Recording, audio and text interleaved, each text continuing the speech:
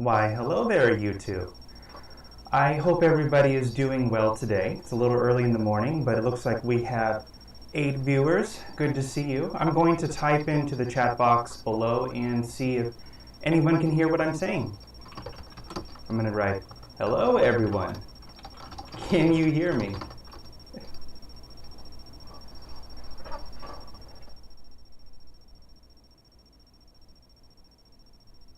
All right.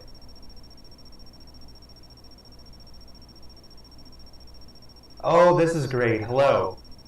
All right, so it seems like some of you have no trouble understanding what I'm saying. That is great. So let's keep going. So a little bit of a disclaimer today. I actually wasn't expecting to start this stream at 11. So you may notice that my hair is a mess. Please bear with me. I do have bad hair. I just sort of rolled right out of bed. Good morning. Good morning. It's good to see everyone today. Yeah. All right. So today we're talking about life goals. And one of the distinctive characteristics of being human is that we can plan into the future and think about, hey, what do I want to do with my life, right? So I think all of you have goals that you want to accomplish in the future, and we will be talking about that. So to start our discussion today, I want to begin with some pre-reading discussion. So to that end, I'm going to post a question here. Good morning. Good morning, Hyunju. Podi, it's good to have you here today. So, the first question is, if you were to die this evening, I know this is actually kind of a very heavy question because we don't like to think about death or when our life is going to end. I get it, but bear with me. Bear with me. I'll try to lighten it up later. If you were to die this evening, what would you regret about your life? What would you be most proud of? And I know for many people this is a personal question, so if you don't feel like revealing, I understand, but it would be nice to hear what you have to say. So I'm going to repeat the question again. If you were to die this evening, what would you regret most about your life? And what would you be most proud of? So I look forward to hearing what you have to say about that. So, yeah, I'll start. Oh, geez. Well, first of all, if I were to die this evening, I would not be happy because I like living. I don't want my life to end. I want to live as long as possible. If I can live to 100 years old, I would do it. But we can't always choose, so let me think about it. Well, geez, I think in life, the things that we regret most are the things we haven't done. The things that we wish we would have done, but we were too afraid to do it. So, fortunately, I think I've done most of what I've wanted to do in life. I went to the university I wanted to go to. When I was younger, I dreamed of traveling the world, and I did it. I came to Korea, and after living in Korea, I was able to travel to several countries around Asia and experience many different things. So, yeah, I'm proud of that, or at least I'm content with my decisions. Sure, if I could go back into time with the knowledge, experience, and abilities that I have now, oh my goodness, I could have done things completely differently. First of all, I'm much smarter than I was when I was in my 20s. I would have done totally better in school. Yeah, I think I would have definitely got better grades. Well, I wasn't that bad. I had a B+, but Oh, this is great. So we have some participation. N says, I would regret I don't do anything for my parents. Yes, I can understand. Our parents do so much for us, so it's only natural for us to want to give back to them. But it will never be enough, will it? It will never be enough. How can we repay that? I don't know. I don't know the answer to that, but I understand why you would say that. Thank you for your comment. All right. Hyunju says, I don't have my soulmate yet. I've led a diligent life. So, yeah, you're proud of leading a diligent life, but yeah, I find with regrets, love, relationships, that is something where, yeah, we may regret, but don't worry, there are still opportunities for the future, so don't give up. Yeah. Relationships and love, that's always been a complicated one, because with most other things in life, you can choose what you're going to do. If you want a certain job, well, that's up to you. You can go to school, you can apply for it, increase your credentials, and go for it. But relationships, that's just one thing we don't have control over because it requires two people. So what can you do? I totally understand what you mean by that. Believe me, I've had my share of relationships that have not worked out, and it just isn't perfect. It is not perfect. Yeah. Sorry. I apologize if I'm talking too fast. I'll try to slow it down. Okay, so we have another comment here that says, I don't know.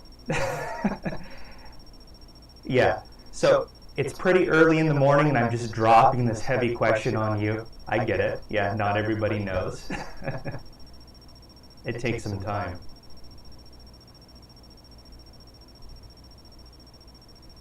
Good. All right, so the reason why I even asked you this question in the first place is because I received some letters from people who are concerned about their future and are planning their life goals. The first letter is from a student, still a young student. I'm assuming he or she's in their 20s. The second letter is from a married office worker, so somebody a little bit older. So today we're going to take a look at different viewpoints and talk about these things more deeply. So let's get started. So for those of you who are interested, I'm sure some of you are on your computer at home, and if you are, you can actually download the Word file we're looking at today. Let me share that link with you. All right. So if you're interested, you can follow that link there.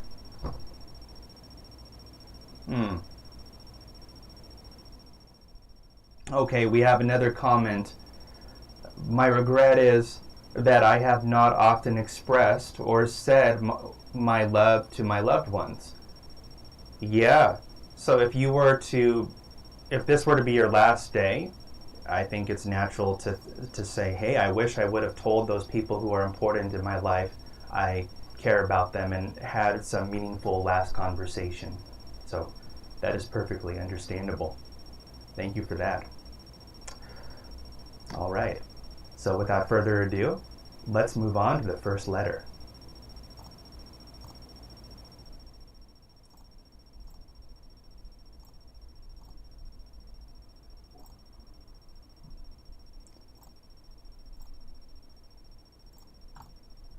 All right. So let's get started here. All right, so the letter starts, Dear Professor Noland, that's me. I recently had a medical situation that forced me to think deeply about where my life is going. It started with mild cold symptoms, sore throat, runny nose, body aches. I didn't think it was a big deal, but my parents forced me to get tested for coronavirus anyway. Lo and behold, the test came back positive. I had coronavirus, and you can't imagine how terrified I was. I was in pretty bad shape the first few days, but mostly just from the psychological stress of knowing I had a potentially fatal virus. For all I knew, I was going to kick the bucket at any moment. Fortunately, I was back on my feet in no time, but the experience forced me to face my own mortality, and it was disturbing to say the least. I remember thinking, I don't want to die. There are so many things I haven't done yet. But what are those things? I realized I've never really thought deeply about what I'm going to do with my life. Will I just work my life away at a soul-sucking company job like my father? But then I would just be like everyone else, wouldn't I? That doesn't sit well with me. I've always wanted to be special, unique. But this experience has helped me to realize that I am not really special at all. Sometimes life can seem so mundane. I feel like everyone just follows the same pattern. University, job, marriage, kids, etc. I mean, all those things are fine and all, but it just doesn't seem that appealing to me. I hope my time on Earth can have some deeper meaning. I was wondering if you or your viewers could offer me some advice about how I can live a meaningful, fulfilling life. Thanks in advance, Anonymous. Alright, so we have some deep, I think this letter is pretty deep and philosophical, so let's have everyone take a moment. Think about how you would respond, okay? Think about it for a few minutes, comment in the chat box below, and then we will talk more about this.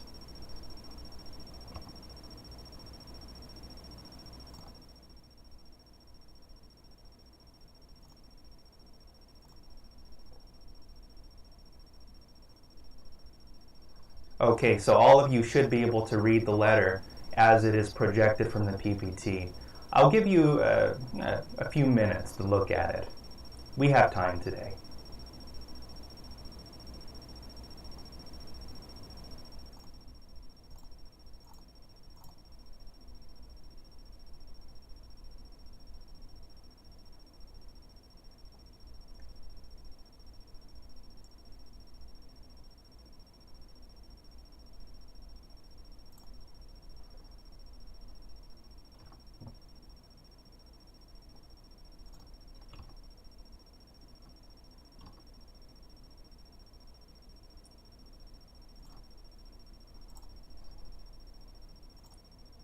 Alright, so what do you guys think?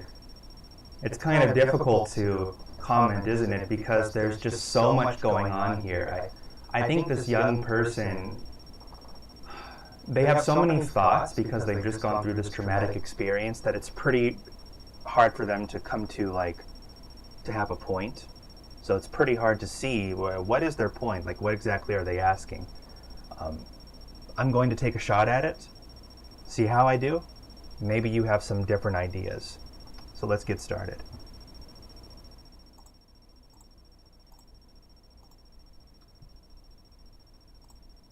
All right. I want to begin by going over some vocabulary which you may find new. It's always good to cover these things so that we can understand what's going on. All right. The first one, pretty bad shape. Pretty bad shape. So this means to be in a bad condition due to physical or psychological reasons. Okay? The writer says, I was in pretty bad shape the first few days, but mostly from the psychological stress of knowing I had a potentially fatal virus. Potentially fatal. Okay, so let's dissect this. I was in pretty bad shape. I wasn't feeling that good. That's what that means. But why? Mostly because of psychological stress.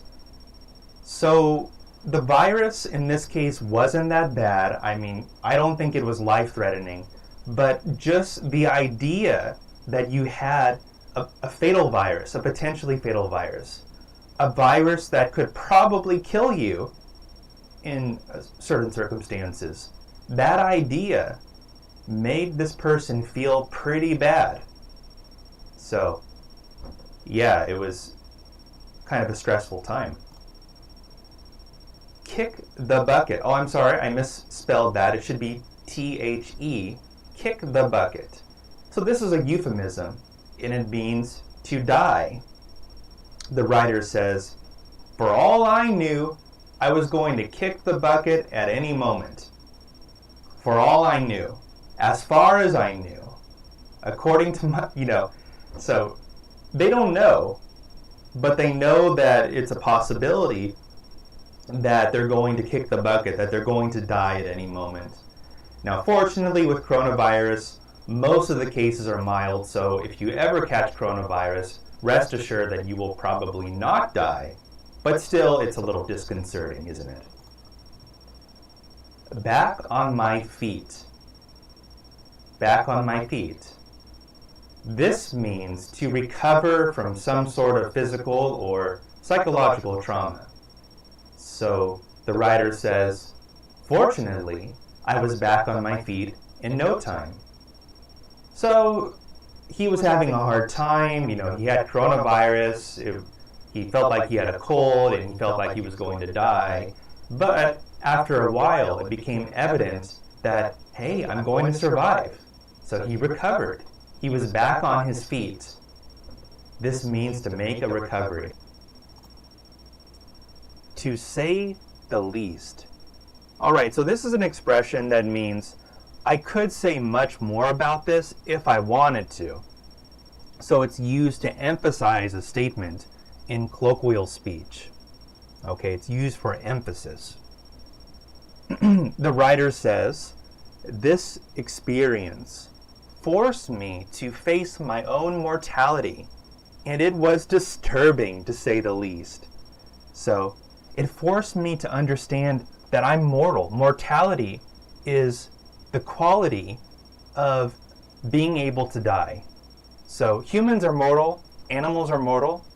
If you believe in God and angels, they are immortal. There's mortality and immortality. So, he says, I had to face my own mortality, understand that I'm going to die someday. And it was disturbing, to say the least. To say the least. It means I could say more about this if I wanted to, believe me, but I won't. All right, hopefully that makes sense. Let's move on. I think this phrase is quite descriptive. Soul-sucking. Okay, so this means a pursuit that you don't have enthusiasm for. It causes you to feel bored, without passion, because you would rather be doing something else. All right, so the writer says, will I just work my life away at a soul-sucking company job like my father? But then I would just be like everybody else, wouldn't I? So, I guess in this person's experience, he has seen what his father does for work, and it seems boring. It seems uninspiring. It's a soul-sucking company job. And albeit not all company jobs are soul-sucking, some people really like their company jobs.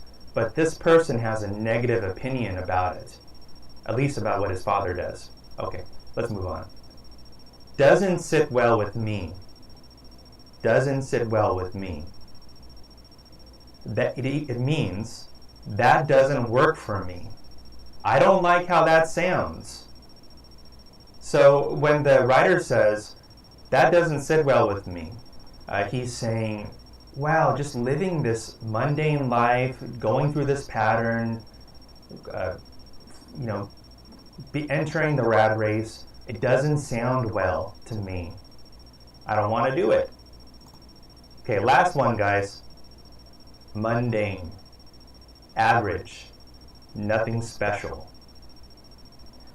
The writer says, I've always wanted to be special, unique, but this experience has helped me to realize that I am not really special at all. Sometimes life seems so mundane.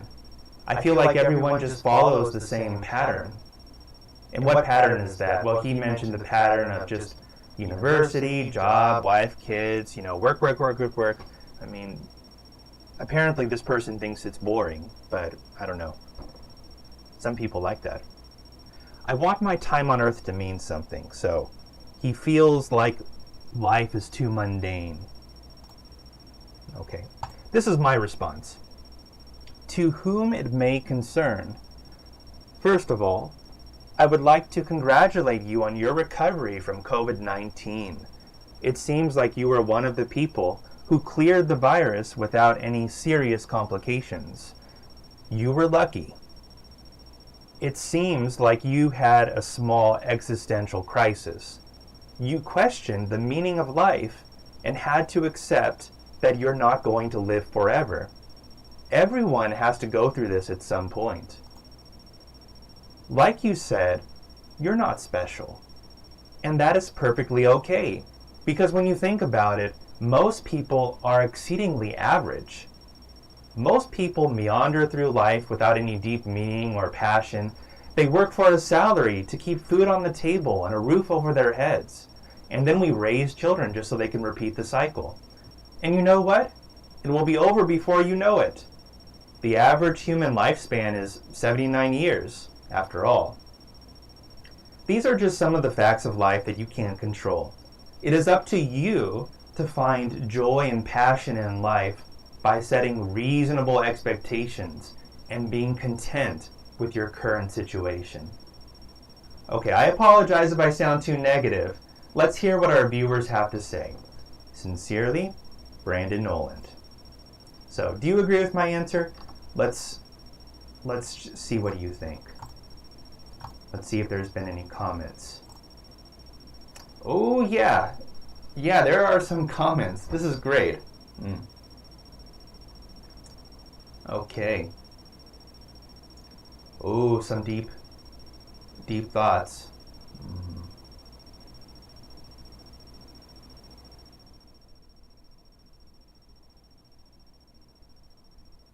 All right, so Rebecca says that value means something different to each of us. I think I'm understanding you correctly. You're saying that value, or the things we find valuable in life, are subjective. Correct me if I'm wrong. That's a good point.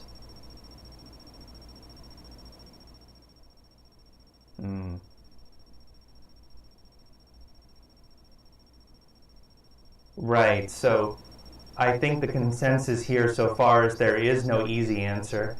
What is valuable in life really is up to us to define. That is something worth noting. And really, I think we're onto something here. What is happiness? Happiness is really a state of mind.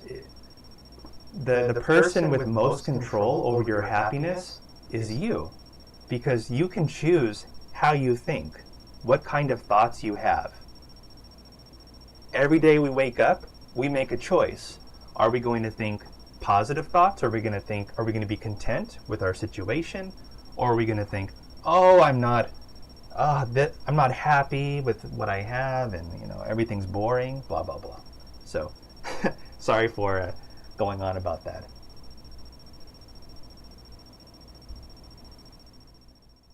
All right, so Hyunju says that the URL address I sent shows the wife's story.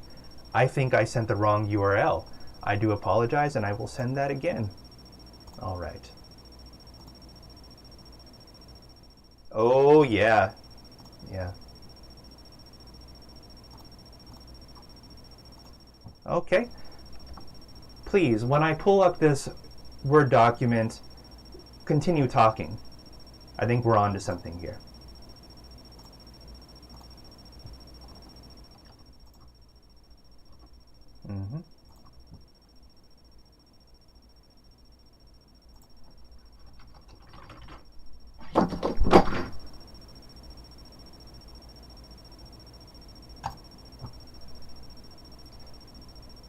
here it is.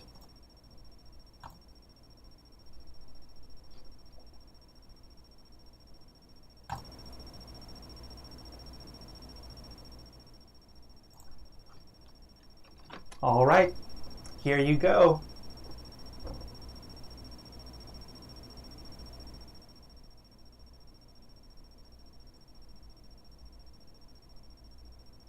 All right, so we have one comment here saying that mundane work is the hardest work I've ever had to do. I always struggle to just be average. It's not a bad thing. Yeah, so I think you're onto something where mundane, doing what everyone else is doing is not bad. I mean, there is great joy that we can have in life just with a normal routine. You know, so I don't know. I think that this person may be a little young, and I've noticed that younger people tend to have high expectations. Maybe when they're children, they're told, wow, you're going to be special, you're going to do so many things, and you're going to be successful. But really, when we get into the real world, life can be somewhat of a struggle, and it isn't quite what everyone told us it would be. So there's always that disillusionment when somebody, a young person, grows up. Or maybe that's just me. That's great. All right. So let's take a look at some discussion questions here.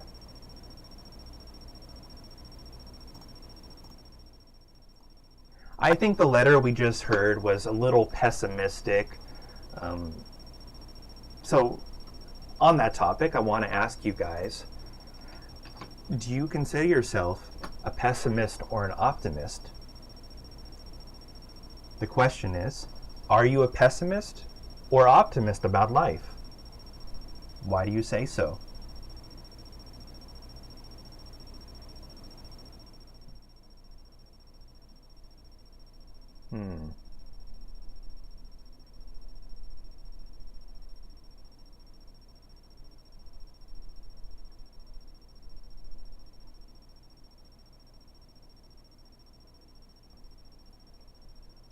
Well, I think that I'm naturally a pessimist, but I try to be an optimist.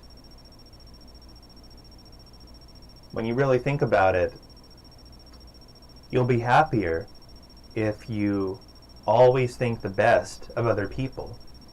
If you always think the best of the situation, even if it is not true, at least it'll make you feel better. Good, good, good. Next.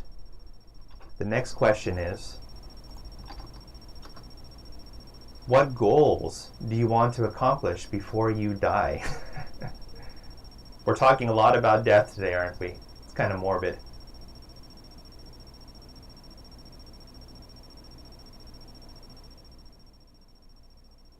What goals do you want to accomplish before you die?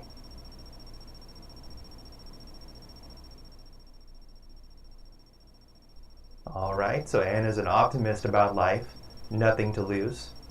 That's great.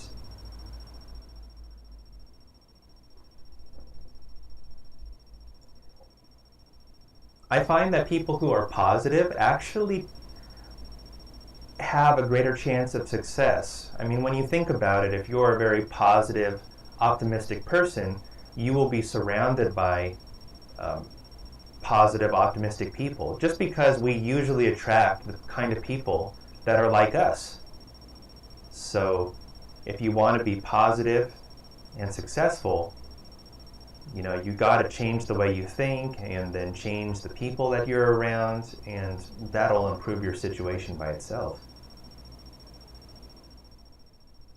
Okay, so Rebecca says, can it differ depending on the situation?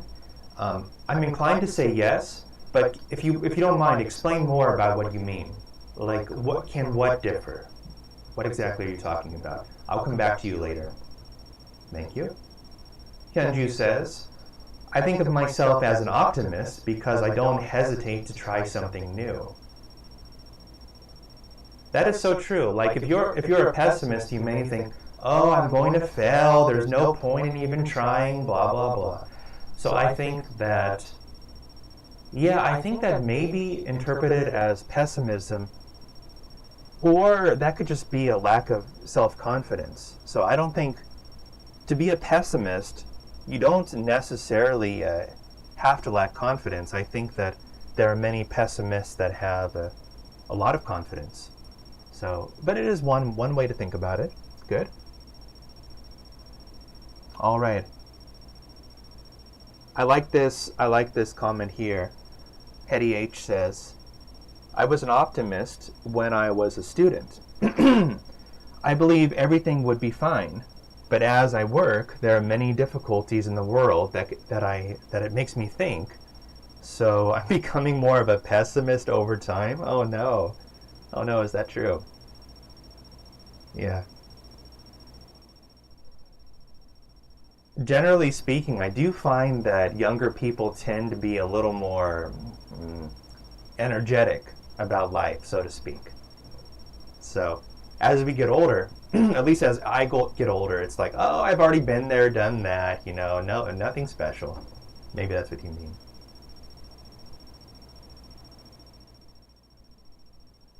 Oh, yeah. So Rebecca says that some situations make her think like an optimist or like a pessimist. So, sure, it really depends on the situation. If you think that there's a good chance that this situation is going to turn out favorably for you, then of course you would be optimistic about that specific situation. So I totally understand what you mean. Yeah. Very nice. Okay, so the next question is a little philosophical. Let's check it out. So, would you like to know the precise date of your death?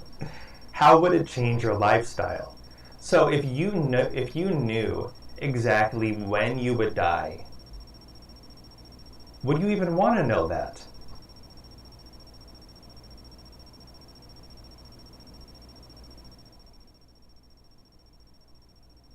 I don't know if I would want to know that.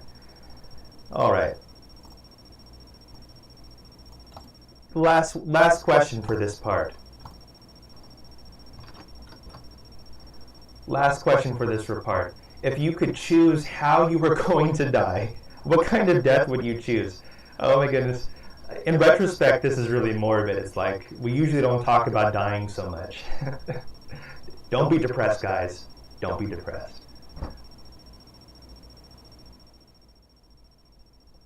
I've always, when people have asked me this question, I've always thought that, I wouldn't mind dying on an airplane, because on an airplane, at least, you're with a lot of other people, so you won't die alone. You'll have company, and it'll be over really fast.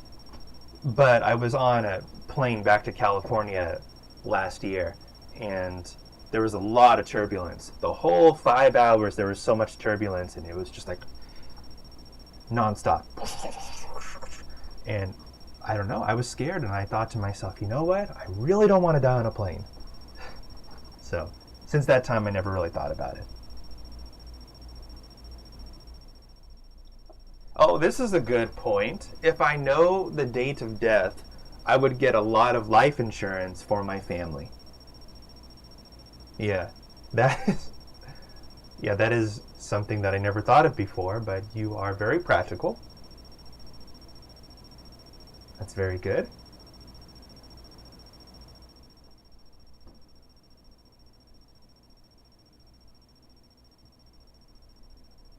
All right.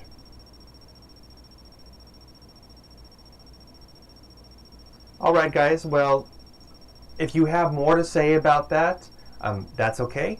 I'm going to check the chat box later, but I think it may be a good idea to move on because we have one more letter submission for today, and I think it would be a good idea to read this.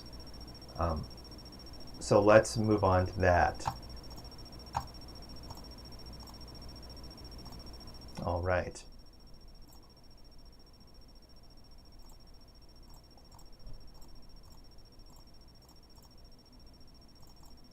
let's skip this. Okay, so this next letter is from someone a little older. Dear Professor Noland, I am writing this letter to ask for your input on an idea that I've had floating around in my head. I'm an office worker living in the US. It's a relatively stable job. What more could I ask for, right? The problem is, I'm not sure if I want to do this for the rest of my life. I haven't always felt this way, but as the years fly by, I'm starting to realize that I would rather be doing something else. I often regret that I didn't choose a different career. I know this may sound crazy, but I've been seriously considering quitting my job and going back to university. I've always loved being a student, learning new things, challenging myself in different ways. The problem is, I would be basically starting over from scratch. This would mean getting a second BS, a Bachelor of Science degree, which is a 4-year degree, and I would probably be at least 44 years old by the time I finish. My wife has been incredibly supportive of my endeavors, and she makes enough money by herself to cover our family's financial expenditures. She told me to go for it, but I can't help but second-guess myself. I am worried that some people in our community will lose respect for me as a man if I don't have a full-time job. And I don't look forward to studying in a classroom with a bunch of 20-year-olds. I feel like people my age are supposed to have everything figured out. Do you think my worries are valid? I look forward to hearing what you and your viewers have to say. Best regards, Anonymous. Alright, so guys, what we have here is someone else who is thinking about their life deeply, and they're stuck in their job, and they're thinking, hey, I would rather be doing something else. Why don't I just start from scratch? Start from scratch means start over from the beginning. Okay. And really they are, because the BS, the Bachelor of Science degree, is the first university degree you get. Usually people finish their BS or their BA, and they go on to a master's degree or PhD, but no. This guy wants to go all the way back and get another BS. So that is a little different from what most people do, but he needs to do it to change his career. So he doesn't exactly say what kind of career he's going for. This is very general information.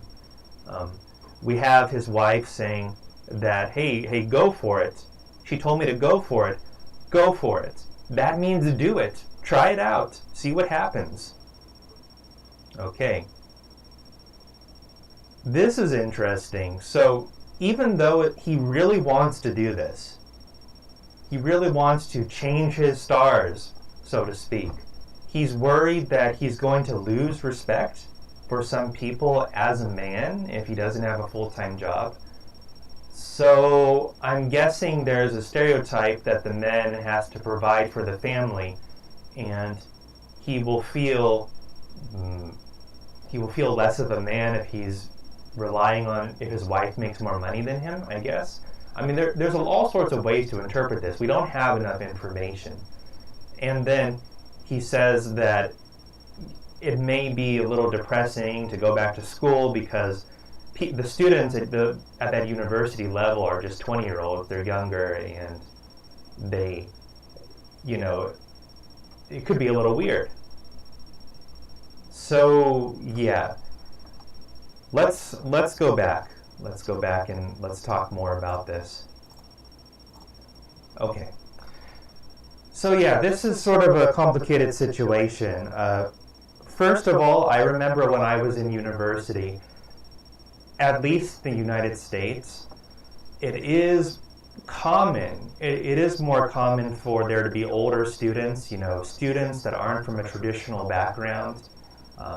In my undergraduate classes, there were people that were in their mid-30s or 40s.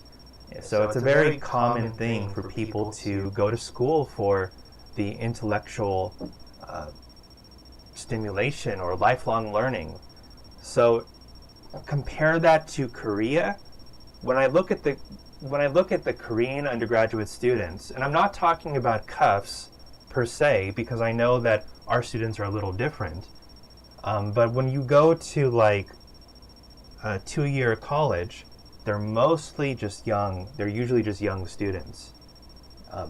So somebody who's older may feel like they don't fit in, right? I think that's what this guy's worried about. So he's worried about two things. He's worried about losing respect as a man, because men are supposed to be providers and, provide for the family and be working full time. That's what a man is supposed to do.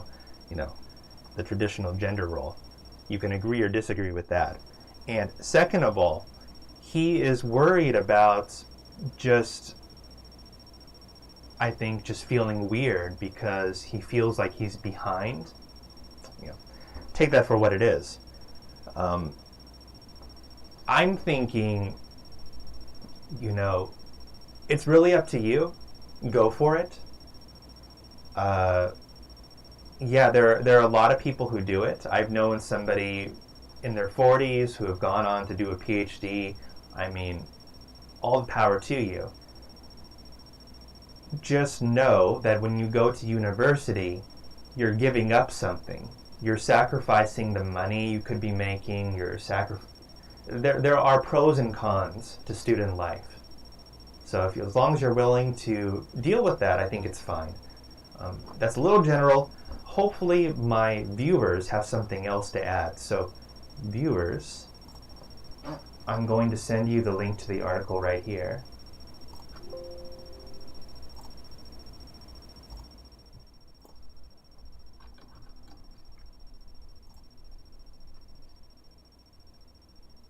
Okay.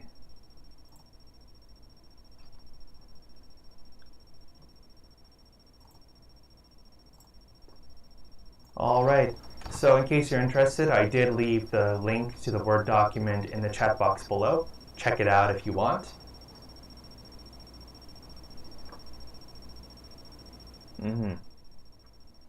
All right, Joyce, good to see you on the channel again. Joyce Wu says, if you are interested in another field and have enthusiasm for another job, I encourage you to try a different career path.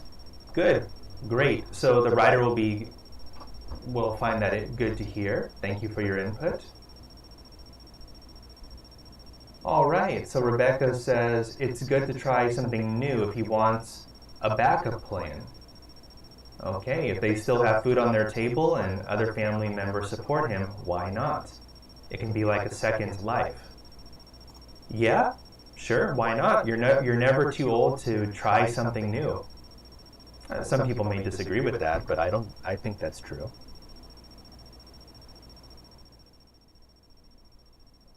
Okay, so Joyce says, yeah, so even in Korea, there are even more old students than before. So they're pursuing their careers even in 2-year colleges. That's really interesting to hear. I'm really happy to hear that. I've always felt a little bad when I hear people talk about, oh, I got a bad score on the Suneung, or I didn't do well in university, so I can't change my life. I have no control. I just have to go this way. But I strongly believe that you should be able to make a change. If something isn't working for you, you should be able to take a step back and try again. Yeah, I like it. Thanks for that.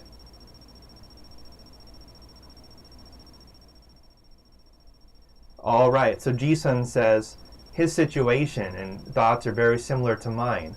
I want to say, go for it. Do whatever you want. But he is a man and someone's husband. Maybe he has a baby. Then that is a hard thing. Yeah, it is hard. He doesn't say if he has a baby or not, but I guess a child would complicate things. That is true. One thing that I didn't bring out before is that even if you're going to school, that doesn't mean that you have to give up your financial prospects completely. There are so many students these days who work and go to school at the same time. And online education is extraordinary in that it has made it much more easy to pursue an adult life and increase your education at the same time. I'm a real strong advocate of online education for that. I think you should be able to do both at once. So, working part-time is fine. I'm sure many of our students here at Cuffs also work and study, so you know what that feels like.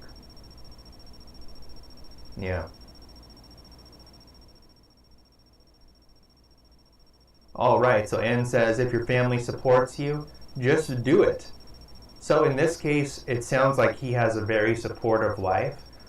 I'm not sure if all women would be so supportive, but I think that it's very good to support your significant other, as long as it's within reason. Of course, if they were having financial problems, then that would be a different story, right?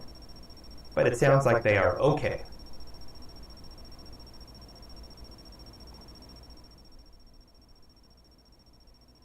Yeah, Joyce, I think that's the idea that I had before. We should be able to find balance between work and study by getting financial support from part-time jobs. I agree with you, and I think it is actually responsible to work and study at the same time. Absolutely. I mean, being a student is hard, I know. But there's really no excuse not to work if you can. Yeah. So many people can make it work.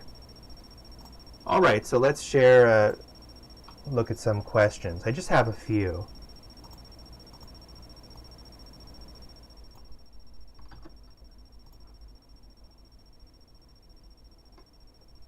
Oh my goodness, so you have 3 jobs and studied at the same time? Wow.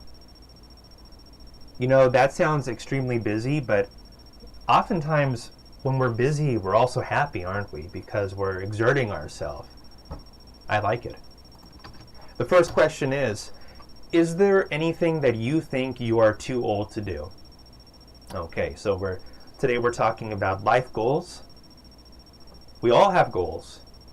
Are there any things that you want to do, but you feel that you are too old to do? Think about that.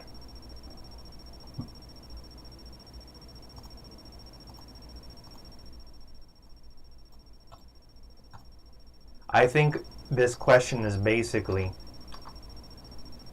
do you think it is ever too late to pursue your goals? Okay, so is there a time limit?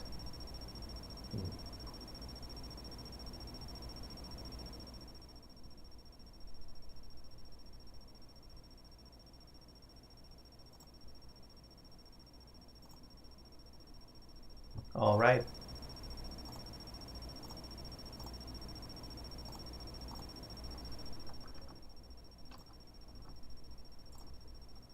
So let's think about that.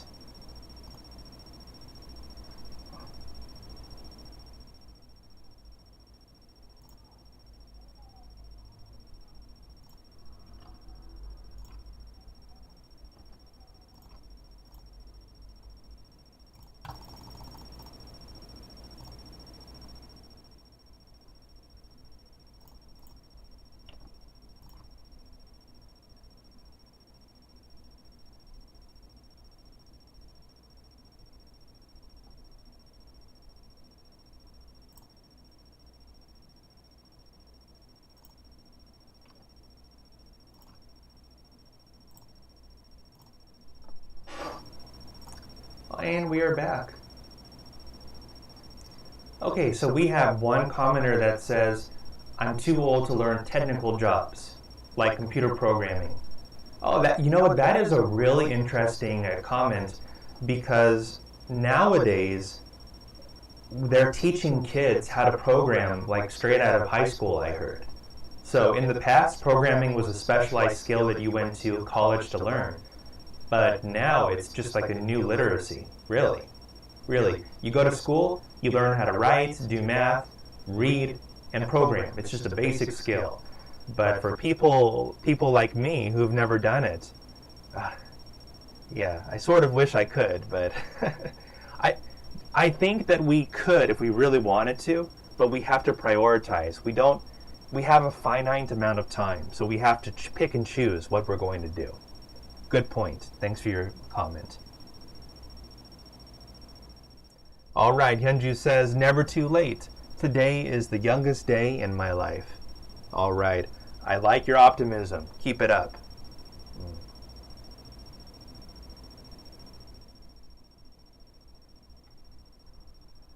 Okay, so N says, the old is a little bit slow, but it's not a barrier for entrance to certain pursuits, I guess.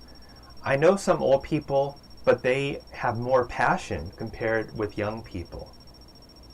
Yeah, I like what you're saying there, and I think the reason why they may have more passion is because when we're older, everything we do is because we want to do it. You know, when we're students, we're forced to study. We're forced to do many different things. But when we're older, the only person that's forcing us to do something is usually ourselves. So when we have that intrinsic motivation, yeah, for sure, it can result in a higher amount of passion. Yeah, I like that. Thanks.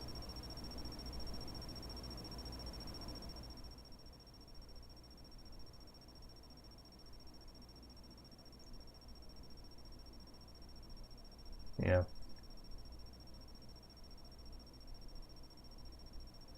All right, so Rebecca says, I've always dreamed of high school life abroad, like one in the in one of the teen drama movies, but it's too late.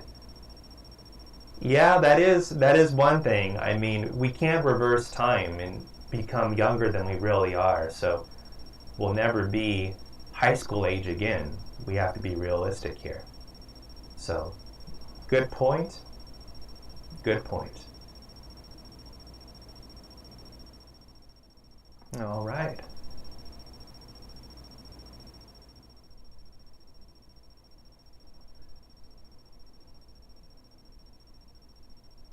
All right, guys. Well, I'm really happy with all the comments today. It was great to have you. It is my understanding that this will be the last YouTube class that I run for this semester, but maybe I will see you next semester, and we hope to see you there at that time. We're going to have to close the stream right now because another professor is going to be up for the next class. So I'm going to have to say goodbye. Thank you, and I hope your dreams come true. Okay? See you later. Bye.